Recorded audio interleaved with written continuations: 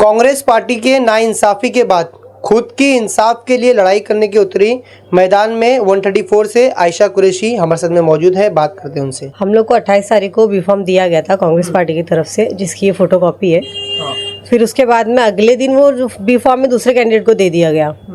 फिर उसके बाद में हम दोनों ने नॉमिनेशन फॉर्म भरे थे। उसमें पार्टी जिसको देना चाहे अपना सिंबल उसमें दे सकती है। एक और फॉर्म है, तो जब वो फॉर्म निकला तो हम लोग को पता चला कि फॉर्म दूसरे कैंडिडेट को दे दिया गया और हम लोग का जो फॉर्म है रिजेक्ट हो गया और वो ऑटोमेटिकली फिर इंडिपेंडेंट हो गया।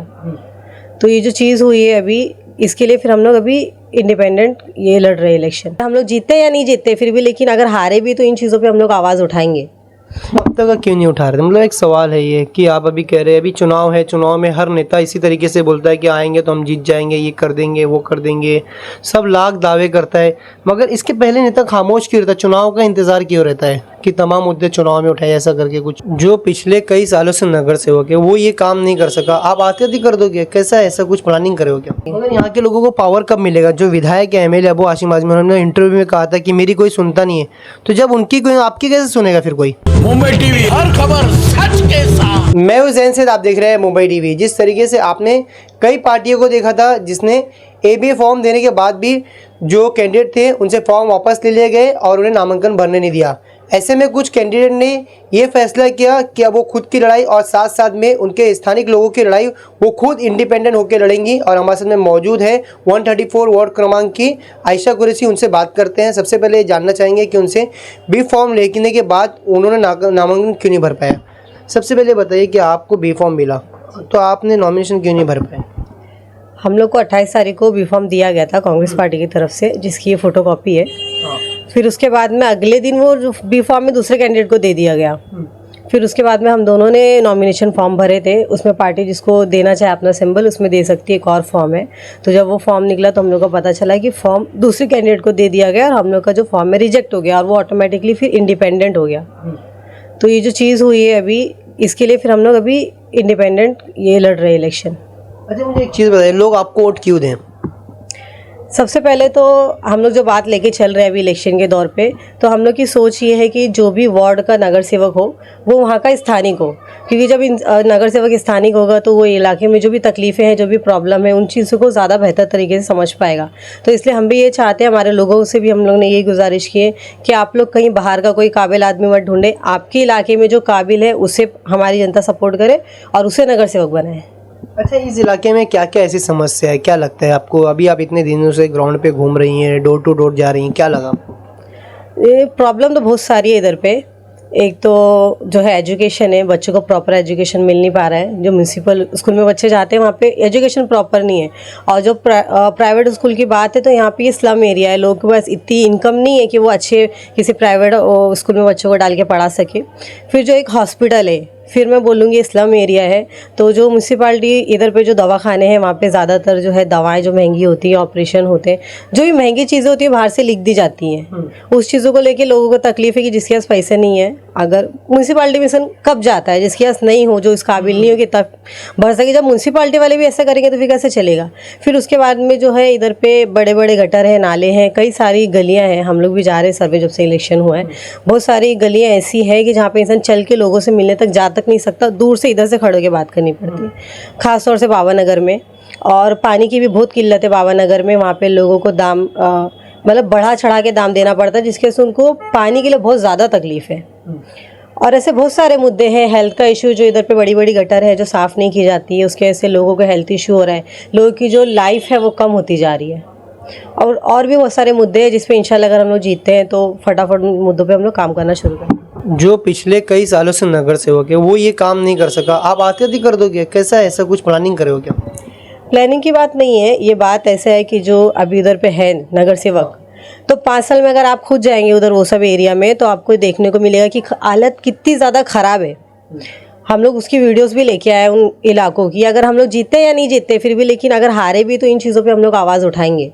अब तक क्यों नहीं उठा रहे? मतलब एक सवाल है ये कि आप अभी कह रहे हैं अभी चुनाव है, चुनाव में हर नेता इसी तरीके से बोलता है कि आएंगे तो हम जीत जाएंगे, ये कर देंगे वो कर देंगे, सब लाख दावे करता है, मगर इसके पहले नेता खामोश क्यों रहता है? चुनाव का इंतजार क्यों रहता है कि तमाम मुद्दे चुनाव में उठाए ऐसा करके? कुछ ऐसा है ना भाई कि इलेक्शन में ठीक है खड़े अभी आवाज़ उठा रहे हैं, लेकिन मेरे जो वालिद साहब है वो पिछले 30 साल से कांग्रेस में थे और वो एक सोशल वर्कर भी है। तो उन्होंने बहुत काम किया है लोगों के लिए। हम लोग के पास में राइटर में पूरी रिपोर्ट्स है, इनकलाब में उनके एडवर्टाइजमेंट जो आई है वो है, उनकी वीडियोस है। ऐसा नहीं कि आज हम लोग काम करने निकले। बेसिक लेवल पे, बेसिक ग्राउंड पे मेरे वालिद साहब कई टाइम से लोगों के लिए काम कर रहे हैं और हम लोग कहीं ना कहीं। आपका कहना ये है कि आप लोगों ने शिकायत की है मगर पावर में नहीं रहने के आपकी शिकायत नहीं सुनी गई? जी, यही मसला है कि हम लोग ट्राई तो बहुत कर रहे हैं, लेकिन एक जब पावर मिलेगी तो इन चीज़ों को हम ज़्यादा बेहतर तरीके से कर पाएंगे। मगर यहाँ के लोगों को पावर कब मिलेगा? जो विधायक है एमएलए अबू हाशिम आजमी, उन्होंने इंटरव्यू में कहा था कि मेरी कोई सुनता नहीं है, तो जब उनकी कोई आपकी कैसे सुनेगा फिर कोई? अब ये बात तो ऐसी कि मतलब शुरू हम लोग ने किए, हम लोग मैदान में आ गए हैं। अब इंशाल्लाह जीतेंगे या हारेंगे, लेकिन हम लोग से जितनी चीज़ हो पाई, क्योंकि हम लोग का इलाका है, हम खाली यहाँ से लड़ रहे नहीं है। ये हमारा इलाका है, हमारे बच्चे भी इधर है, हमारी माएँ भी इधर है, हमारे पूरी जो खानदान इधर रह रहे हैं। तो जो गटर नाले के ऐसे हेल्थ की इशू है, लाइफ कम हो रही है, तो उसमें हमारी फैमिली भी है। बच्चों को अगर अच्छा एजुकेशन नहीं मिल रहा तो उसमें हमारे बच्चे भी है।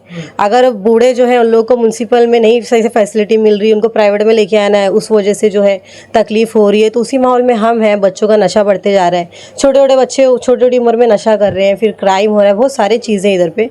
तो कहीं से शुरुआत करनी थी, हम लोगों ने यहाँ से अब की है। अच्छा, 5 ऐसे बताइए चीज़ें कि आप जीतने का दानाकियत करोगी, वो भी आप लिख के दोगे ना, आपके डैडी के ही उस पर नोटरी करा के लूँगा, मैं भी सुन लूँ। ठीक है, क्या है 5 ऐसी चीज़ें? 5 तो एक जो है 5 में से वो है, हम लोग ये चाहते हैं कि हमारे एरिया में एक गर्ल्स के लिए कॉलेज बनाया जाए, जहाँ पे हायर एजुकेशन गर्ल्स ले सके आसानी से, क्योंकि गर्ल्स की सेफ्टी का मुद्दा आजकल बहुत है। तो अगर वो नियर बाय में उनके लिए कॉलेजेस होंगे तो कहीं ना कहीं उनकी सेफ्टी पे थोड़ा बहुत तो असर पड़ेगा, क्योंकि वो लोग लंबा लंबा सफ़र करके आते हैं, कभी देर आ रहे, जल्दी आ रहे, और घर वाले कभी अभी इतना भरोसा किया नहीं जा सकता कि बेटी घर से सही सलामत गई तो आ सकती है।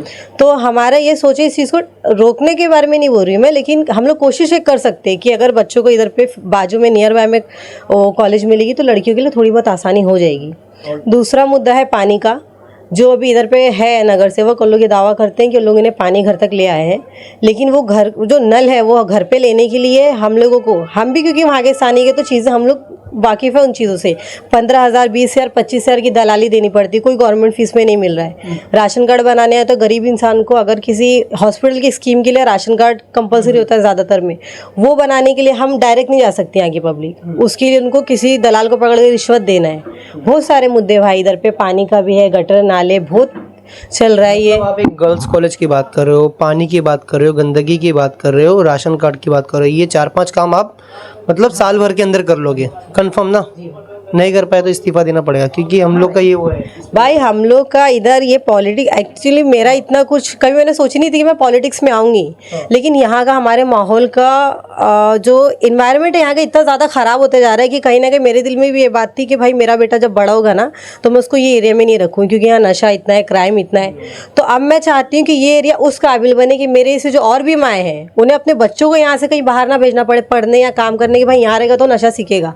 हम जितनी हो सके ख़त्म कर पाएंगे कि नहीं, वो चीज़ का मैं दावा नहीं कर रही, लेकिन हम लोग अपनी एड़ी से चोटी तक का पूरा जोर लगाएंगे कि इस एरिया में फ़र्क पड़े। अच्छा, क्या अपील करेंगे? 4 दिन बाकी किया है, क्या अपील करेंगे लोगों से आप? लोगों से तो मेरी सबसे पहली अपील ये है कि वो वोट देने ज़रूर जाएं। जो वोट है आपकी आवाज़ है और आपकी ताकत है बहुत बड़ी, और एक गवाही भी आप लोगों की जो जनता देती है हमारी सरकार को कि यहाँ पे आपके वार्ड में कौन काबिल है नेता जो यहाँ का सिस्टम संभाल सकता है। तो सबसे पहले तो यही है मेरा कि आप लोग वोट देने ज़रूर जाए, वो बहुत ज़्यादा ज़रूरी चीज़ है। और वोट दें तो किसी भी नेता का चेहरा या फिर किसी पार्टी का झंडा देख के वोट ना दिया जाए। कैंडिडेट जो खड़ा है, जो काबिल हो सके, जो आप लोग के लिए काम कर सके, सिर्फ उसे वोट दिया जाए, उसकी काबिलियत के ऊपर दिया जाए। किसी पार्टी का झंडा, किसी पार्टी की निशानी या फिर किसी बड़े नेता की वो कोई इस रिलेशन में, किसी का हस्बैंड है, किसी का कोई भी इस रिलेशन में कोई अगर नेता है बड़ा जो काबिल है समाज की नज़र में, तो सिर्फ उसको मौका मत दें आप लोग, कैंडिडेट देंगे, क्योंकि कैंडिडेट का सही होना हाउस में उसे आवाज़ उठानी है आप लोगों के लिए। जो उनका नेता है अगर उसका वोट देंगे तो फिर वो काम हो नहीं पाएगा। आपका बोलना है कि ये क्षेत्र में कई ऐसे नेता है जिनकी बीवियां के नाम पे उन्होंने नॉमिनेशन भरा है और खुद वो चुनाव लड़ रहे हैं, ऐसा बोल रहे हैं?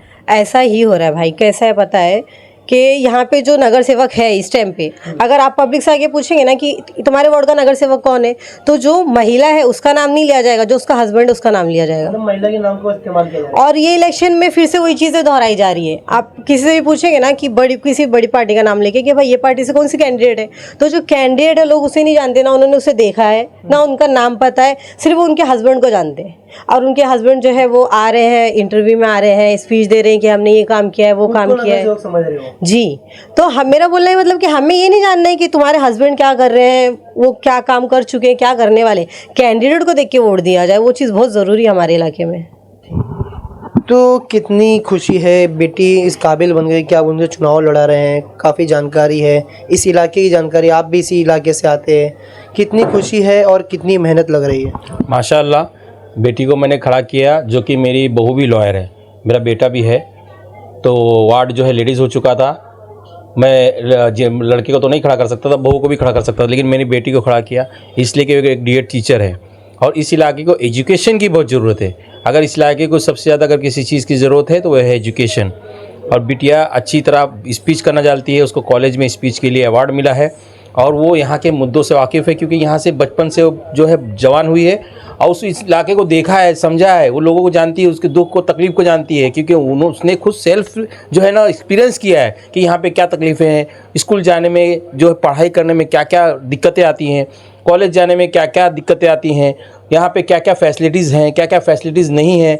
मेरी जदोजहद को उसने देखा है, मेरी काविशों को, कोशिशों को उसने देखा है, मुझे सोशल वर्क करते हुए देखा है, इसलिए उसके खून में सोशल वर्क है। उसे सिखाने की ज़रूरत नहीं, मच्छी के बच्चे को तैरना नहीं सिखाना पड़ता है और वो एक काबिल जो है टीचर है और उसने एक लॉयर को जदोजहद करते देखा, लोगों के लिए लड़ते देखा है और अपनी कौम के लिए आवाज़ उठाते देखा है। इसके लिए उसको ज़्यादा सिखाने की ज़रूरत नहीं है।